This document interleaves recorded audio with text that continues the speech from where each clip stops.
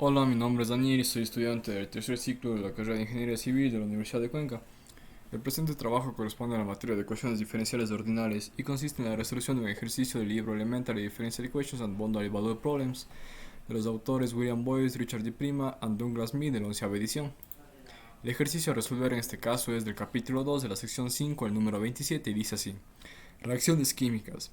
Una reacción química de segundo orden implica la interacción o colisión de una molécula de una sustancia P con una molécula de una sustancia Q para producir una molécula de una nueva sustancia X. Eso se denota como P más Q igual a X. Supóngase que P y Q minúsculas diferentes entre sí son las concentraciones iniciales de las sustancias P y Q mayúsculas, respectivamente, y sea X de T la concentración de X de la nueva sustancia X en el tiempo T. Entonces, P menos x de t y Q menos x de t son las concentraciones de P y Q en el tiempo t, y la velocidad a la cual ocurre la reacción es dada por la ecuación que se encuentra acá abajo. La derivada de x con respecto al tiempo es igual a un alfa que multiplica a P menos x que multiplica a Q menos x, donde alfa es una constante positiva. A. Si x de 0 es igual a 0, determine el valor límite de x de t cuando t tiende al infinito, sin resolver la ecuación diferencial. Luego resuelve el problema de valores iniciales y encuentre x de t para cualquier t. Entonces, como no nos pide resolver al inicio la ecuación diferencial, se parte sabiendo de si en x de 0 es igual a 0, la derivada en este punto también va a ser igual a 0. Y reemplazando la ecuación diferencial tenemos que un alfa que multiplica un p menos x, que multiplica un q menos x es igual a 0.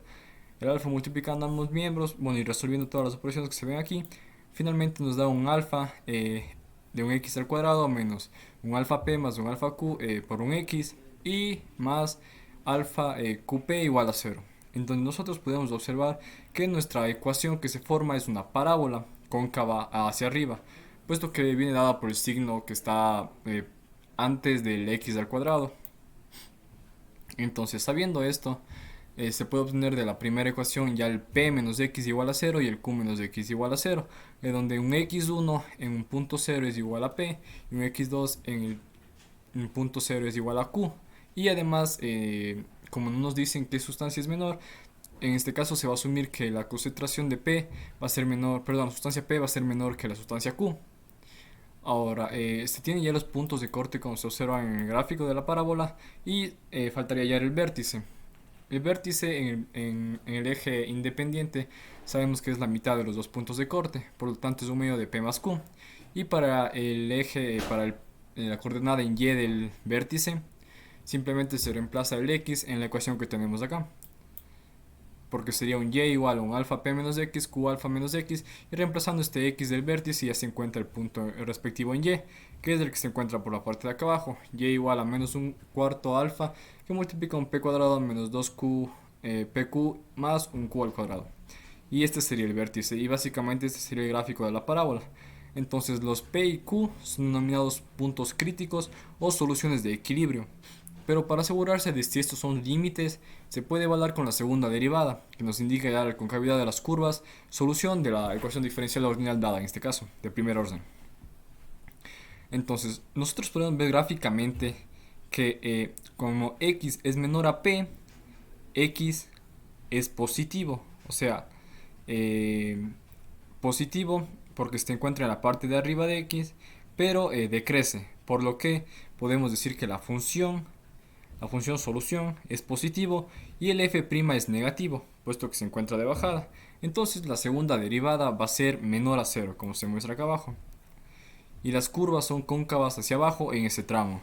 Ahora, evaluando el tramo entre P y el vértice, es decir, entre P menor que X menor que un medio de P más Q, se ve que tenemos que X es negativo porque se encuentra en la parte de abajo en este cuadrante, y además que decrece, como se observa en la curva. Por lo tanto, se puede decir que el f, las funciones de la solución de la ecuación diferencial, son negativas y las derivadas de f' también son negativas. Por lo tanto, la segunda derivada va a ser mayor a 0 y las curvas son cóncavas hacia arriba. Ahora, en el siguiente tramo, desde el 1 medio de p más q menor que x y menor que q, se observa que el x es negativo a sí mismo y que en este caso las curvas crecen. Entonces el f es negativo y el f' es positivo. De igual manera, entonces se tiene que la segunda derivada es menor a cero y las curvas son cóncavas hacia abajo.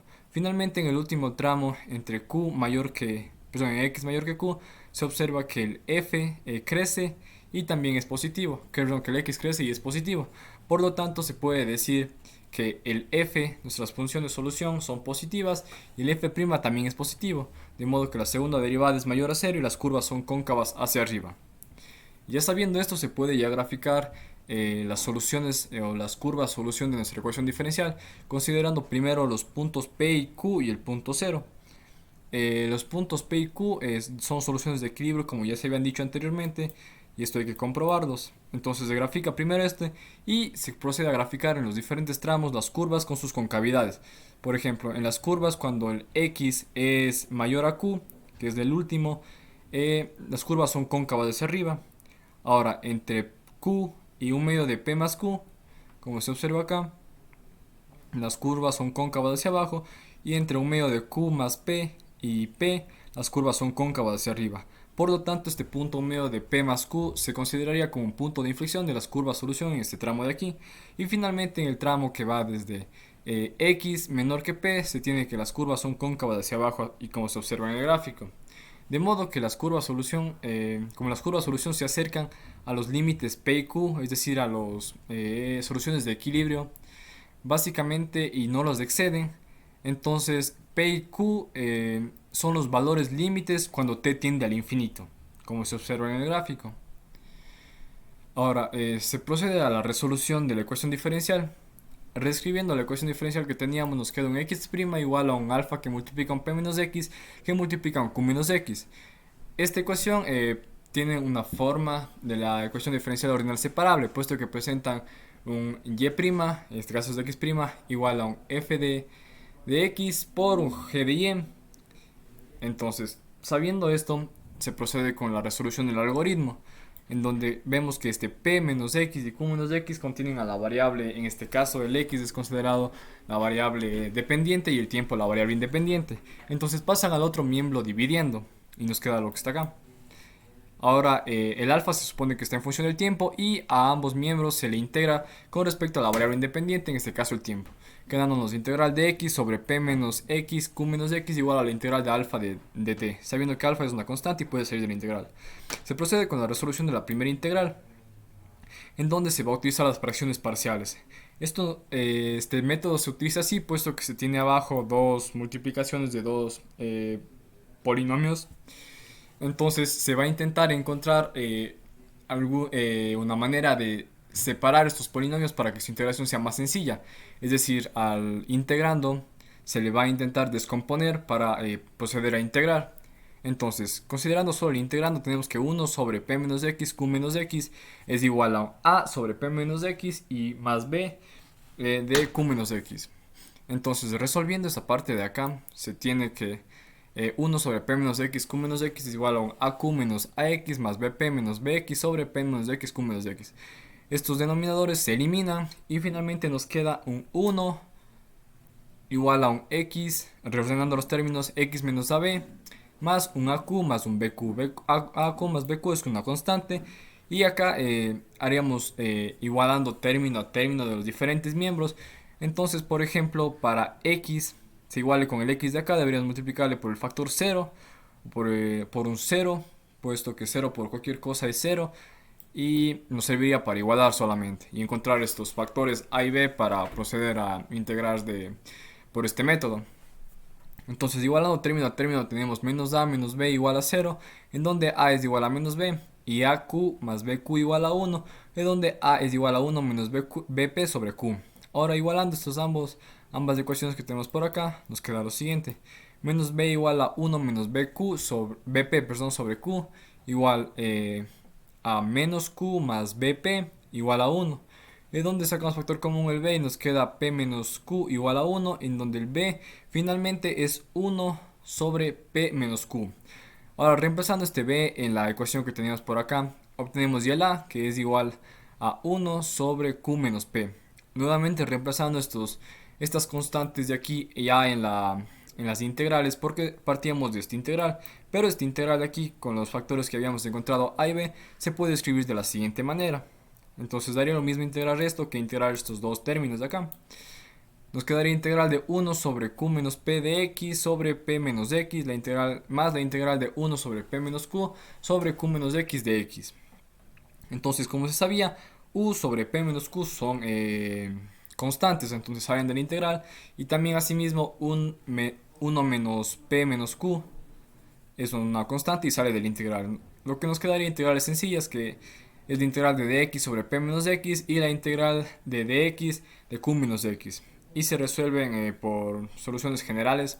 Entonces finalmente se obtiene 1 sobre q menos p logaritmo natural de p menos x más 1 sobre p menos q logaritmo natural de q menos x.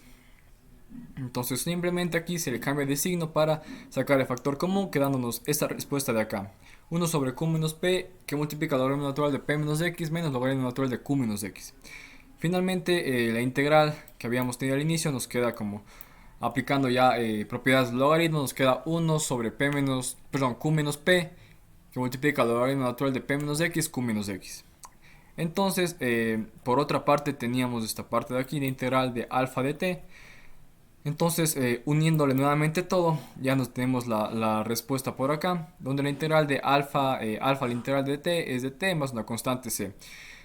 Simplemente q menos p que está dividiendo pasa multiplicando el otro término y se intenta despejar la variable x. Para finalmente después de realizar las operaciones algebraicas se tiene que x es igual a q que multiplica un e elevado a la q menos p alfa t más c menos p sobre e elevado a la q menos p alfa t más c menos 1. Y esa sería la solución general multiparamétrica explícita, puesta que existen diferentes parámetros como son p, q, la constante de interacción c y el alfa.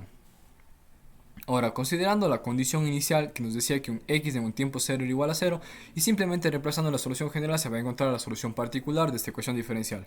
Entonces, por lo que reemplazando nos queda, y después de realizar varias operaciones algebraicas, nos queda finalmente que la constante de integración es igual al logaritmo natural de p sobre q sobre el q menos p. Así nuevamente reemplazando esta constante de integración en la solución general ya se obtiene la solución particular en forma explícita del problema de valores iniciales, quedándonos de esta manera: un x de t es igual a un q que multiplica un e elevado a la q menos p alfa t más el logaritmo natural de p sobre q menos p, y todo este término menos p dividido para e elevado a la q menos p que multiplica un alfa de t más logaritmo natural de p sobre q menos p, y todo esto menos 1. Básicamente sería esa la solución. En la parte B se dice si las sustancias P y Q son las mismas, entonces P es igual a Q, que son igual, ¿no? Y la ecuación sería dx a dt es igual a un alfa que multiplica un P menos Q al cuadrado. Y es lógico, ¿no? Entonces, si x en un tiempo 0 es igual a 0, determine el valor límite de x de t cuando t tiende al infinito, sin resolver la ecuación diferencial. Luego resuelva el problema de valores iniciales y determine un x de t para cualquier t. De la misma manera se procede sabiendo que si x de t es igual a 0, la primera derivada en ese punto en tiempo igual a 0 también va a ser igual a 0. Reemplazando la ecuación diferencial que se nos da en este caso, nos queda que un alfa que multiplica un p menos x y todo esto al cuadrado es igual a 0. Y sabiendo que el alfa es mayor a 0, también era una constante mayor a 0. Entonces, ¿de dónde obtenemos dos respuestas? Que un p menos x es igual a 0 y donde x es igual a p. En ambos casos, las dos respuestas son las mismas en este caso. Por lo tanto, se sabe también que la curva es cóncava hacia arriba y se tiene la siguiente función, el siguiente gráfico, donde este punto corresponde al corte en el eje Y, que es alfa p, y este punto P es el vértice de nuestra ecuación. Ahora, si x es igual a 0, se obtiene el punto que había dicho anteriormente en y entonces P es un punto crítico o una solución de equilibrio, puesto que corta al eje X. Para asegurarnos de que P sea un límite, se corrobora con la segunda derivada. Entonces en la gráfica se observa que cuando x es menor a p, el x es positivo, o sea la curva está sobre el eje x, pero esta decrece en este tramo de aquí. Entonces las funciones soluciones son positivas y la derivada es negativa. Por lo tanto el y2', la segunda derivada, es menor a 0 y las curvas son cóncavas hacia arriba. De la misma manera, cuando x es mayor al punto p, se observa gráficamente que x es positivo y crece. Entonces el f es positivo y el f' también, de modo que la segunda derivada es mayor a 0 y las curvas son cóncavas hacia arriba.